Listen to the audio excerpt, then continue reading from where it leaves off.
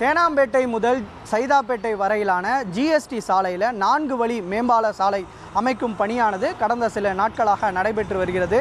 இதற்காக சென்னையில் போக்குவரத்து மாற்றங்கள் செய்யப்பட்டு நேற்று முதல் அமல்படுத்தப்பட்டு வருகின்றன. குறிப்பாக அண்ணா சாலை, தேனாம்பேட்டை, சைதாப்பேட்டை உள்ளிட்ட சுற்றுவட்டார இடங்களில் இந்த போக்குவரத்து மாற்றங்கள் செய்யப்பட்டு சோதனை முறையில் 3 நாட்களாக அமல்படுத்தப்படும் என சென்னை போக்குவரத்து காவல்துறை சார்பில் ஒரு தகவலான தெரிவிக்கப்பட்டுள்ளது. இந்த போக்குவரத்து மாற்றங்கள் ஏற்பட்டதால் தற்போது போக்குவரத்து நெரிசல் அதிகமாகி இருப்பதாக வாகன ஓட்டிகள் பெரிதும் அவதிக்குள்ளாகியுள்ளனர்.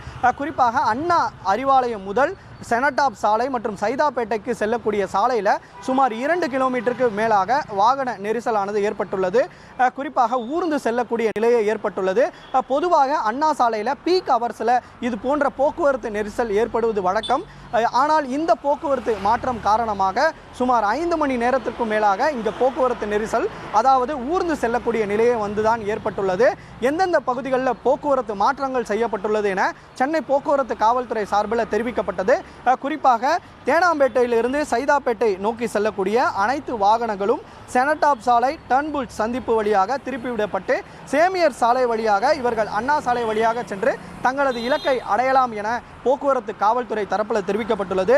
சைதாப்பேட்டையிலிருந்து சேமியர் சாலை நோக்கி செல்லக்கூடிய அனைத்து வாகனங்களும் தடை செய்யப்பட்டு அதற்கு பதிலாக இந்த வாகனங்கள் அனைத்துமே செனடாப் சாலை வழியாக செல்லும்படி இந்த ஏற்பாடு செய்யப்பட்டிருப்பதாக போக்குவரத்து காவல்துறை தரப்பில் தெரிவிக்கப்பட்டுள்ளது. இதே போல சைதாப்பேட்டையிலிருந்து வரக்கூடிய வாகனங்கள் ஒரு வழி பாதையாக மாற்றப்பட்டு அவர்கள் அனுப்பப்படுவதாகவும் சென்னை காவல்துறை தரப்பில் தெரிவிக்கப்பட்டுள்ளது.